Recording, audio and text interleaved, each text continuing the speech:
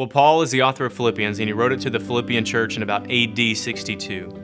And we know that he wrote it from prison. We're not sure exactly which prison, although the internal evidence, meaning the evidence inside the book itself, suggests that he was in a Roman prison. The external evidence, that is outside the book itself, also suggests that he was in a Roman prison. And so Paul, writing to the Philippian church in about AD 62, and the Philippian church was actually of some significance to Paul. And so when he started his second missionary journey, right after the famous Macedonian call where the Spirit appeared to him in a vision and told him to go west toward Europe, Paul founded the church of Philippi very first. That was his first church that he founded there, with the famed seller of purple Lydia of Acts 16 fame being the very first convert.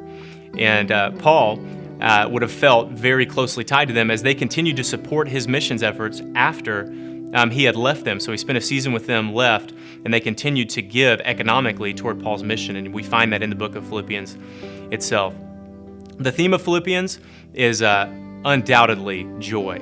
So when we read Philippians, we see unbelievable joy coming from Paul, joy that definitely surpasses his circumstances, because recall, his circumstances are that he's in prison. And so if Paul's in prison speaking from a place of joy, surely there's something that's transcendental about the joy that was inside of him, something that goes beyond circumstances. And it's that very joy that he would encourage the Philippian church toward.